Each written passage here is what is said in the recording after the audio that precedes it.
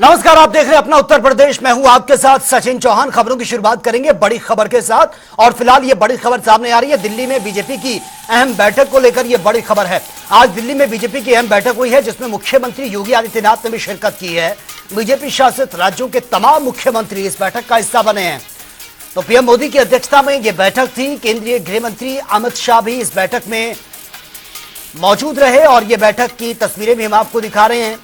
और तमाम बीजेपी शासित राज्यों के मुख्यमंत्री वो भी इस बैठक का हिस्सा बने हैं। उत्तर प्रदेश के मुख्यमंत्री योगी आदित्यनाथ वो भी इस बैठक में मौजूद रहे हैं। तमाम जितनी भी योजनाएं हैं उनको लेकर विचार विमर्श मंथन किया गया है, फीडबैक भी ये लिया गया है। चलिए खबरों में आगे बढ़ते हैं। यूपी विधानसभा उपचुनाव में कांग्रेस और सपा के बीच सीटों के बंटवारे को लेकर कांग्रेस के मीडिया सेल के अध्यक्ष सीपी राय से जनता टीवी ने एक्सक्लूसिव बातचीत की है, वो एक बार देख लेते हैं। उत्तर प्रदेश कांग्रेस के मीडिया के चेयरमैन सीपी राय साहब आज हमारे साथ मौजूद हैं और हम बात करेंगे इस मुद्दे पर कि कांग्रेस और इंडिया गठबंधन के बीच में उत्तर प्रदेश के उपचुनाव में सीटों के बंटवारे को लेकर कि आखिर क्या चल रहा है। तमाम चर्चाएं, इन चर्चाओं का समाधान आज सीपी राय साहब के साथ जी।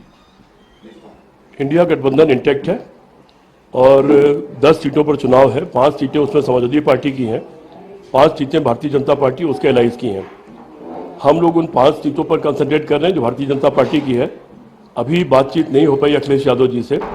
हमारे नेतृत्व की अखिलेश यादव जी से बात होगी तब तय होगा। निश्चित तौर पर 5 सीटें तो नहीं की हैं, बाकी 5 में तय होना है कि कौन कौन लड़ेगा।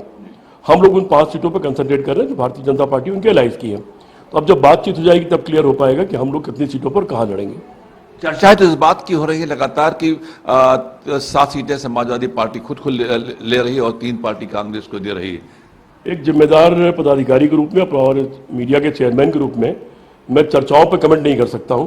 चर्चाएं तो तमाम तरह की होती रहती है। मैं सिर्फ वही बात कर सकता हूं जो असलियत हो और जो हो रही हो या हो चुकी हो। अभी कुछ ऐसा हुआ नहीं है। इसमें प्रदेश में तमाम मुद्दे उभर के आ रहे हैं। अगर बात करते हैं सत्तारूढ़ भारतीय जनता पार्टी की प्रदेश इकाई की, और जहां पे लगातार संगठन और सरकार के बीच में आपस में उठापटक चल रही है। दिल्ली बैठक हो रही है, लखनऊ बैठक हो रही है, उस पर क्या कहना है? देखिए, झगड़ा है वहां और झगड़ा इस बात का है कि कौन लूटे कौन खाए, भ्रष्टाचार की मलाई किसको मिले। योगी जी कम से कम उनके बारे में तो नहीं कह सकते कि उनके ऊपर कोई आरोप है। योगी जी ने सख्ती कर रखी है, लेकिन वो भी सख्ती ठीक नहीं कि केवल प्रशासनिक अधिकारी सरकार चलाए। लोकतंत्र है, लोकतंत्र में चुने हुए लोग जनता के प्रतिनिधि के रूप में सरकार चलाते हैं और उनके काम होते हैं, उनके कहने पर जनता के काम होते हैं। दुर्भाग्य से मोदी जी और योगी जी ने दोनों ने एक तरीका अपना रखा है कि कुछ अधिकारियों के हाथ में पूरी सत्ता सौंप दी है और नेताओं की, मंत्रियों की, उप मुख्यमंत्री की इन लोगों की बिल्कुल चल नहीं रही है। तो इनकी बिल्कुल नहीं चलेगी तो मुंह क्या दिखाएंगे, और ये मुंह नहीं दिखा पाएंगे, जनता का काम नहीं करा पाएंगे, अपने कार्यकर्ताओं का काम नहीं करा पाएंगे, तो उनसे वोट किस मुंह से मांगेंगे। उसी का परिणाम आपने देखा कि अभी ये लोग लोकसभा चुनाव में बुरी तरह हारे और अन्य प्रदेशों में भी जो 13 चुनाव हुए उसमें 2 सीट केवल बीजेपी जीती, 11 सीट इंडिया गठबंधन जीत गई। तो ये वहां पर उठापटक है और ये उठापटक अभी जारी रहेगी, लखनऊ में भी और दिल्ली में भी, और बीजेपी का इससे बहुत नुकसान होने जा रहा है। एक बात अभी आपने कही कि जो अधिकारी हैं वो हावी हैं जी, लेकिन जो उनका जो सिलेक्शन होता है तो लोक सेवा आयोग की तरह लोक सेवक होते हैं। ये अपने आप को लोक सेवक न मांगे, अपने आप को अधिकारी क्या किंग मानने लगे। देखिए, ये देश में एक सिस्टम बनाया गया था। पहले तो ICS हुआ करते थे और ख़त्म करने की चाहत थी लोगों की, उसको ख़त्म कर दिया जाए। लेकिन सरदार पटेल जी जो गृह मंत्री बने, पहले वो प्रधानमंत्री हुए, उन्होंने इसको एक स्टील का नाम दिया कि ये स्टील स्ट्रक्चर है भारत का ये, और उन्होंने कहा कि ये लोग स्थायी रहेंगे और ये लोग कामों को करेंगे और बेहतर तरीके से करेंगे, निष्पक्ष तरीके से करेंगे। दुर्भाग्य से वो पूरा तंत्र भ्रष्ट हो गया और भ्रष्टाचार में बिल्कुल गले तक सना हुआ। बड़े कम लोग हैं जो उसमें ईमानदार हैं। राजनीतिक आदमी की मजबूरी ये होती है कि उसको जनता में वोट लेने जाना पड़ता है। वो अगर लोगों का काम नहीं करेगा, वो भ्रष्ट हो जाएगा तो जनता उसे उखाड़ के फेंक देगी। ब्यूरोक्रेसी की जिम्मेदारी ऐसे नहीं होती कि जनता के प्रति उसकी कोई जवाबदेही हो। आज यहाँ पोस्टेड कल दूसरी जगह पोस्टेड है तो उसकी ये भी जवाबदेही नहीं होती कि उसने इतने दिनों में क्या काम किया। वो दूसरी जगह जाके वहाँ काम करने लगता है और चूंकि 60 साल तक उसकी जिंदगी निश्चिंत है कि उसको हटाया नहीं जा सकता, उन्होंने अपने को इतना मजबूत कर लिया है, उनके खिलाफ कोई कार्रवाई नहीं हो पाती सिवाय टेम्परेरी सस्पेंशन को छोड़ करके, तो उसका एक दुष्परिणाम पूरे भारत देश को झेलना पड़ रहा है। अमेरिका में ब्यूरोक्रेसी नाम की कोई चीज़ नहीं है। वहाँ सरकार बदलती है तो लोग बदल जाते हैं और वहाँ पर सारी चीज़ कॉन्ट्रेक्चुअल है। कॉन्ट्रैक्ट पर आप हैं, आपने काम किया ठीक, आपका कॉन्ट्रैक्ट खत्म, अपने घर जाइए, दूसरा नया काम ढूंढिए आप और कोई काम करिए। तो अमेरिका में उसकी जवाबदेही होती है। अमेरिका में जैसे पुलिस है वो मेयर के अंडर में होती है, शहर के पुलिस सिटी मेयर के अंडर में होती है, और मोहल्ले का या किसी कॉलोनी का कोई लोग अगर अपने इलाके के पुलिस वाले की शिकायत करते तो उसकी नौकरी चली जाती है। तो वहाँ वो लोग जनता के प्रति ज़्यादा जवाबदेह होते हैं। यहाँ पर भी उस जवाबदेही की ज़रूरत है। लोकतंत्र में जो लोग चुन कर आते हैं, सरकार वो चलाते हैं, वही जनता के प्रति जवाबदेह होते हैं। निश्चित तौर पर आदेश उनका होना चाहिए और कार्य का पालन करना, उसको करवाना, ये जिम्मेदारी ब्यूरोक्रेसी की होनी चाहिए। लेकिन देखने में ये आया कि तमाम सारे मंत्री ऐसे हैं जिनके कैबिन में उनके एसीएस या प्रमुख सचिव उनके कैबिन में मिलने नहीं जाते, वो अपने विशेष सचिव या अपने नीचे वाले अधिकारी को भेजते हैं। ये लोकतंत्र की परिभाषा को कहाँ तक बाधित कर रहा है? ये बहुत दुर्भाग्यपूर्ण है और ऐसे मंत्री को खुद इस्तीफा दे देना चाहिए। उस मंत्री को, मेरे साथ ऐसा मौका एक बार आ चुका है जब एक प्रमुख सचिव ने कुछ इस तरह का व्यवहार करने की कोशिश की थी और मैं मंत्री का दर्जा था मेरा। मैंने तत्काल राज्यपाल को, चीफ सेक्रेटरी को और मुख्यमंत्री को पत्र लिखा और मेरे पत्र लिखने के बाद वही प्रमुख सचिव सुबह सुबह स्टेट गेस्ट हाउस में मुझे 10 बजे के मेरे दरवाजे पर आके खड़े हो गए थे। तो आप अपने को दाव पर लगाइए। अगर आपको लगता है कि आपका सम्मान सुरक्षित नहीं है और आपका अधिकार सुरक्षित नहीं, तो अपने को दाव पर लगाइए, पद छोड़ दीजिए। आप पद से घिसते भी रहेंगे, अपने आप सम्मान को जानेंगे भी नहीं, अपने अधिकार को जानेंगे भी नहीं, तो निश्चित तौर पर तो ऐसा होगा ही होगा। एक बात, आखिरी सवाल मेरा आपसे है कि मतलब 2027 सामने है, उपचुनाव होने ही वाले हैं।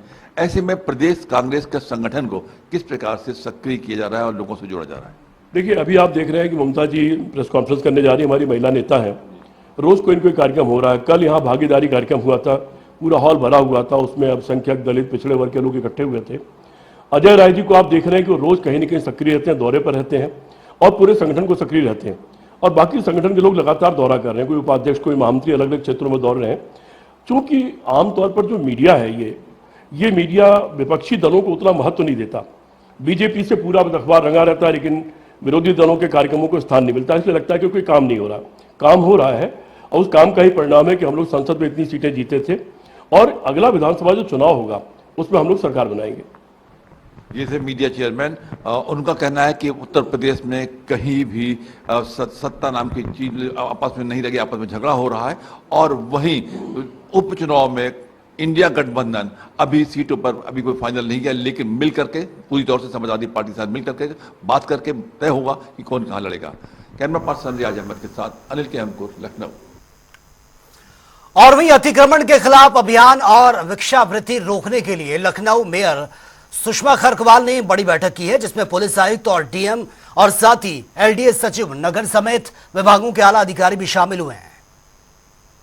लखनऊ शहर की ट्रैफिक व्यवस्था सुधारने के लिए, भिक्षावृत्ति चौराहों से दूर करने के लिए और शहर की स्थिति ठीक जो अतिक्रमण है वो हटाने के लिए लगातार प्रयास नगर निगम तो करता रहता है। अतिक्रमण भी हटाता है, जब अपने कब्जे भी जो अवैध उसकी जमीन खाली करता है। लेकिन आज जो है महापौर सुषमा खरकवाल ने ऐसा प्रयास किया जो यूपी में पहला प्रयास है, जिसमें सारे विभागों को उन्होंने, चाहे वो पुलिस हो, चाहे एलडीए हो, चाहे नगर निगम, तो उनका खुद विभाग ही है, तो और जितने विभाग उनके हैं 8-9 विभागों ने तलब किया और सबके साथ संयुक्त बैठक की। उसमें उन्होंने देखा और सबसे बात की कि किस तरह शहर की स्थिति सुधारें। अब मैं उनसे ही जानूंगा क्या क्या मैडम मीटिंग में खास रहा।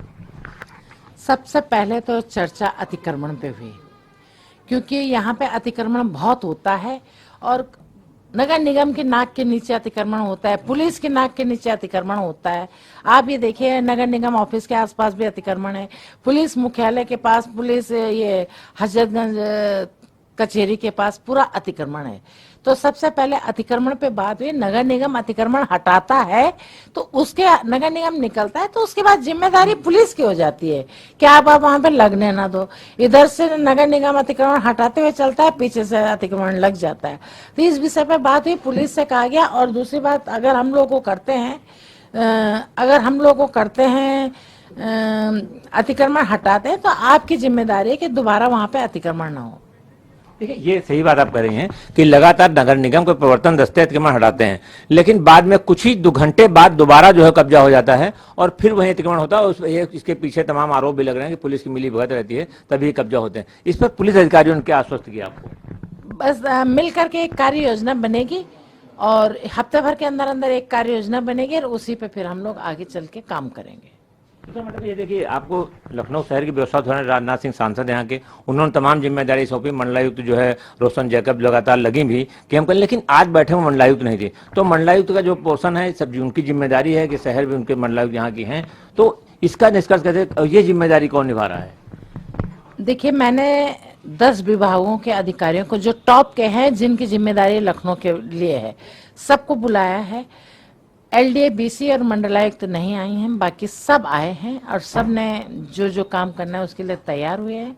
आज मिनट्स बन जाएंगे, फिर मैं इस पे आगे की कार्रवाई करूंगी। ये टारगेट कब तक रहेगा आपका? कितना टारगेट दिया आपने अमली जामा देने के लिए अपनी योजना, जो योजना बनेंगी उन पर कब तक जो है 1 महीने 2 महीने क्या टाइम रखा है? हफ्ता 10 दिन में हम इसमें काम शुरू हो जाएगा। अभी आज बैठक हुई है, शाम तक इसमें मिनट्स बनेंगे, उसके बाद यही मिनट्स उनको वापस भेजा जाएगा। इस पे अपनी तैयारी करके उनसे रिपोर्ट मांगी जाएगी। अगर फिर भी नहीं हो तो फिर मैं बैठक करके फिर इस पे मैंने अभी ठान लिया है कि लखनऊ शहर को सजाना है, अतिक्रमण मुक्त करना है, और जो ठेले लगा के इधर उधर बैठे हैं ये भी हमारे परिवार के, इनको सही ढंग से व्यवस्थित करना है। किसी का रोजगार नहीं छीनना है, लेकिन उनको व्यवस्थित करना है। एक चीज पूछना थी आपसे, अभी आपने अभियान शुरू किया था 1090 के बगल से जो है कि हाट में जो लोग जो है वेंडर्स हैं, तो स्ट्रीट वेंडर्स जो गंदा न करें और सफाई रखें, सब कूड़ेदान रखें, इसके लिए अभियान काफी सफल रहा। और मार्केट्स में क्या अभियान चलेगा ये? हाँ, पूरे मार्केट में चलेगा, ये अभियान चलेगा। जल निगम को भी बुलाया मैंने। जल निगम ने सारे शहर में खुदाई की है, पाइप डाली और वैसे छोड़ के चले गए। कई घटनाएं घट रही हैं। सुबह मेरे यहाँ पे 200 से 250 लोग आते हैं, हर जगह की रिपोर्ट मुझे मिलती है कि कहाँ पे इन लोगों ने क्या किया। पीडब्ल्यूडी ने भी यही काम किया। अभी आपने देखा होगा पीडब्ल्यूडी आसियाना में बनी बनाई रोड खोद करके ईंटा पलट के लगाने लगे। मैं वहीं पे खड़ी हुई, मैंने वहीं पे उनके एक्शन से बात करी, वहीं पे मैंने मंत्री जी से भी कहा कि यहाँ पे ये घटना घट रही है। उसके बाद चुनाव हो गया, मंत्री जी केंद्र में पहुंच गए, लेकिन एक्शन ने वो। तो अब ये क्या संयुक्त जो आज बैठक हुई, इसमें क्या इन लोगों ने आश्वासन दिया कि सड़क खोदेंगे तो पहले नगर निगम पूछेंगे या नहीं पूछेंगे? क्योंकि होता क्या है, चाहे वो बीएसएनएल हो, चाहे कोई सरकारी विभाग हो, चाहे रिलायंस हो, कोई भी, हर आदमी सड़क खोद देता है लेकिन बनाता नहीं है। तो इस पर क्या आश्वासन दिया इन लोगों ने? क्या मिल के काम करेंगे? अब बिल्कुल मिल के काम करेंगे। इसमें एक टीम बन गई है, एक व्यक्ति पीडब्ल्यूडी से, एक व्यक्ति बिजली विभाग से, एक नगर निगम से, 4 लोगों की इसमें टीम बनी है, एक जल निगम से। और ये मिल करके कि कहाँ पे क्या करना है, हमें अपनी तैयारी क्या है। मैं ये रोड बना रही हूँ तो इस पे कोई खुदाई कब तक है, खुदाई अगर आप करेंगे भी तो एक सिस्टम से करेंगे। यहाँ खोद करके आप इसे पैक करके तब आगे बढ़ेंगे। ठीक, थैंक यू। तो ये थी नगर महापौर जो है सुषमा खरकवाल जी। सीधे से इनका कहना है कि आज की मीटिंग काफी कुछ सफल रही। सड़क में जो लोग सड़कें खोद देते हैं शहर में, अन्य चाहे पीडब्ल्यूडी हो चाहे दूसरे विभाग हो, तो अब वो जो मिल के काम करेंगे ताकि जो है शहर में इस तरह जो विकसित विकास जो है जो होता है वो कोई खराब ना हो। और उम्मीद की जा रही है कि अतिक्रमण की समस्या भी दूर होगी और जो है भिक्षावृत्ति जो है ये चौराहों पर जो हो रही, इस पर भी बात हुई है और ये भिक्षावृत्ति भी समाप्त होगी। कहना पसंद रियाद के साथ TN मिश्रा, जनता TV, लखनऊ। और उन्नाव से लाखों की चोरी का मामला सामने आया, जहां पर अज्ञात चोरों ने शहर के सरकारी कर्मी के घर को निशाना बनाया। आपको बता दें कि चोरों ने सरकारी कर्मी के घर से 20 लाख रुपए की नकदी और 7 लाख की ज्वेलरी पर हाथ साफ किया है, जिसके बाद मौके पर पहुंची पुलिस ने जांच पड़ताल शुरू कर दी है। ये हमको आज सुबह जानकारी हुई। कैसे पता चला आप लोग को? ये दरवाजा खुला था, उसी से पता चला। क्या करने आया पढ़ाई करने? यहाँ फूल लेने आए थे, गेट में माली फूल टंग गया था। उसके बाद क्या हुआ? उसके बाद क्या भैया को फोन किया, फिर यहाँ बंद था, कहीं गए हुए थे? भैया गए कै दिन थे से? ऑफिस, 2-3 दिन से थे रहा। क्या लगता है कि कल रात में चोरी हुई कि उससे पहले हो चुकी है? अब ये कैसे बता सकूँ, कल हुई पहले हुई? नहीं, आप लोग घर में थे? घर में थे, आप लोग ऊपर रहते थे? ऊपर रहते हैं। हाँ, नीचे? ये भैया का रूम नीचे है। अब घर में 4 सदस्य है, किसी का ऊपर है किसी का नीचे है। तो चलिए अब बात करेंगे तमाम खबरों की ताबड़तोड़ अंदाज में। महोबा में बारिश के चलते नदियां इस वक्त तूफान पर हैं। तेज भाव के कारण बांध भी टूट गया। बांध निर्माण खंड के अधिकारी की निगरानी में काम हो रहा है। लखनऊ में अधिवक्ताओं का जमकर प्रदर्शन, ठाकुरगंज थाने में की है नारेबाजी। पुलिस प्रशासन मुर्दाबाद के नारे भी। लखनऊ में निःशुल्क नारायण शिविर का आयोजन, दिव्यांगजनों के लिए लगाया गया यह कैंप। 28 जुलाई को गोमती नगर के एक होटल में होगा आयोजन। अमेठी में 2 पक्षों में जमकर मारपीट, बुजुर्ग घायल। इलाज के दौरान बुजुर्ग की मौत। सूचना पर पहुंची है पुलिस, हर एंगल से मामले की जांच पड़ताल में जुटी। अलीगढ़ में अज्ञात चोरों ने ऑटो पार्ट्स की दुकान में की है लाखों की चोरी। कई चोरों की यह वारदात को अंजाम वो दे चुके हैं। सूचना पर फिलहाल पुलिस मौके पर पहुंची है, जांच में जुटी है। रायबरेली में महिला जिला अस्पताल में गार्डों की दिखी है दबंगई। तीमारदार को गार्ड ने जमकर पीटा। तीमारदार ने गार्ड पर रुपये मांगने का आरोप लगाया। सीएमएस ने आरोपों को खारिज कर दिया। मामले की जांच में पुलिस जुटी है। गौतम बुद्ध नगर में डीएम और एआरटीओ ऑफिस का निरीक्षण ये डीएम ने किया। सभी अधिकारियों और कर्मचारियों को उचित निर्देश दिए। कार्यालयों की व्यवस्थाओं का जायजा भी लिया। संत कबीर नगर में पति ने पत्नी को कैंची से मारकर मौत के घाट उतार दिया। मौके पर पहुंची है पुलिस। मामले की जांच में जुटी। कोतवाली खलीलाबाद क्षेत्र के धौरहरा गांव का मामला। लखनऊ में मारुति वैन में गैस भरने के दौरान धमाका हुआ। वैन में अचानक से आग लग गई। मौके पर पहुंची है फायर ब्रिगेड की गाड़ी। आग को कंट्रोल किया। इटावा में ट्रेन से टकराकर महिला की मौत। रेलवे लाइन क्रॉस करते समय हादसा हुआ। सूचना पर पहुंची है पुलिस, जांच शुरू। फतेहपुर में नहर में मिला अज्ञात युवक का शव। ग्रामीणों में हड़कंप मच गया। सूचना पर पहुंची पुलिस, जांच पड़ताल शुरू। फर्रुखाबाद में अज्ञात वाहन की टेंपो से टक्कर। टेंपो सवार 2 भाइयों की मौत। परिजनों में कोहराम मच गया। कायमगंज कोतवाली क्षेत्र का मामला। उन्नाव में अज्ञात चोरों ने सरकारी कर्मचारी के घर को निशाना बनाया। सोना चांदी की ज्वेलरी समेत लाखों के हाथ ये साफ किया। सूचना पर पहुंची है पुलिस। मामले की जांच पड़ताल में जुटी। कानपुर देहात में पति ने पत्नी के साथ मारपीट की है। पत्नी को संदिग्ध अवस्था में पहुंचाई है। महिला को चोट पहुंचाई है। महिला ने पुलिस को तहरीर दी है। पुलिस मामले की जांच में जुटी है। बरेली में संदिग्ध परिस्थितियों में युवती की मौत का मामला। कई सालों से बीमार चल रही थी युवती। बहेड़ी थाना क्षेत्र के शाहगढ़ की घटना। अलीगढ़ में शिक्षिकाओं ने किया है बीएसए कार्यालय का घेराव। जबरन स्थानांतरण का लगाया आरोप। स्थानांतरण को रुकवाने के लिए सौंपा है ज्ञापन। फर्रुखाबाद में लेखपाल पर घूसखोरी का आरोप लगा है। डीएम के आदेश पर हुई है बड़ी कार्रवाई। एसडीएम ने लेखपाल अनुराग मिश्रा को पाया दोषी। डीएम ने किया निलंबित। अमेठी में एसबीआई फ्रेंचाइजी संचालक से लूट का मामला। पुलिस ने मुख्य आरोपी को गिरफ्तार किया। लाखों की लूट करके हुआ था फरार। मुजफ्फरनगर में कांवड़ यात्रा को लेकर एटीएस कमांडो की एंट्री। शिव चौक के आसपास सुरक्षा की निगरानी। कांवड़ यात्रा को लेकर एटीएस पूरी तरह से तैनात।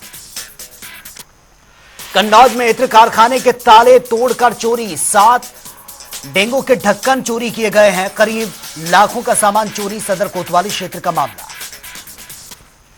प्रयागराज में सीएम को लेकर पीएम मोदी और जेपी नड्डा के खिलाफ हाईकोर्ट में याचिका। मुकदमा दर्ज करने की मांग। अलीगढ़ जिला न्यायालय के तहत ये दी गई अर्जी। खुर्शीद उर रहमान ने दाखिल की याचिका। गोरखपुर में केंद्रीय वित्त राज्य मंत्री पंकज चौधरी ने किए प्रेस वार्ता। बजट को लेकर दिया बड़ा बयान। 2047 के विकसित भारत को समर्पित है यह बजट।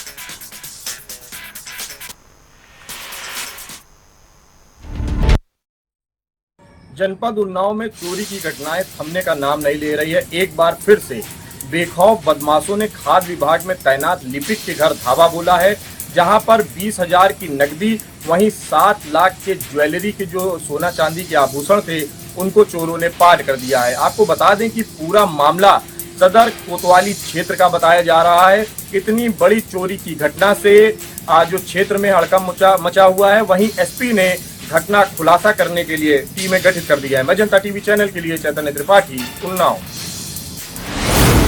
यूपी में कांवड़ यात्रा का खास महत्व है। रोज प्रतिदिन लाखों कांवड़िया कांवड़ यात्रा लेकर अपने अपने गंतव्य को जा रहे हैं, लेकिन इसी दौरान पर सुरक्षा को लेकर भी शासन ने कड़े कदम उठाए हैं। डीजीपी प्रशांत किशोर ने एटीएस के साथ ही अर्धसैनिक बलों को कांवड़ यात्रा की निगरानी में लगाया है, उनकी सुरक्षा के लिए लगाया है। विशेष तौर से बेस्ट यूपी को इसको अधिक फोकस किया गया है। इसके साथ ही ड्रोन कैमरे और सीसी कैमरे लगातार पूरे रास्ते भर उनकी कांवड़ यात्रियों की निगरानी कर रहे हैं। करीब करीब इस बात बताया जाता है पूरे प्रदेश में इस बार 5 करोड़ करीब कांवड़िया अपना जल लेकर अपने भोले पर जलाभिषेक करेंगे सब, और इससे अधिक संख्या इसकी ओर बढ़ सकती है। इसलिए चूँकि 2 अगस्त को शिवरात्रि है, इस दौरान ज़्यादा कांवड़िया आने की उम्मीद है। इसको लेकर भी तमाम तरह की सुरक्षा व्यवस्था की जा रही है। कैमरा पर्सन रियाज के साथ सीपी सिंह, जनता टीवी, लखनऊ। कानपुर कमिश्नरेट की कल्याणपुर थाने की पुलिस को एक बड़ी सफलता हाथ लगी है। पुलिस ने चेकिंग के दौरान एक शातिर लुटेरे को गिरफ्तार किया है। आपको बता दें कि यह शातिर लुटेरा पुलिस को गुमराह करने के लिए लोडर चलाने का काम करता था और मौका देख के ही लूट की घटना को अंजाम देता था। पुलिस ने लुटेरे के पास से लूटी गई 2 सोने की चेन बरामद की है। ये वही लुटेरा है जो मॉर्निंग वॉक और इवनिंग वॉक पर निकलने वाली बुजुर्ग महिलाओं को अपना निशाना बनाता था। क्षेत्र में तमंचा लगाकर लूट की घटनाओं को अंजाम देता था। इस लुटेरे ने क्षेत्र में दहशत फैला रखी थी। वहीं कल्याणपुर थाने की पुलिस अब इसके फरार साथियों की भी तलाश कर रही है।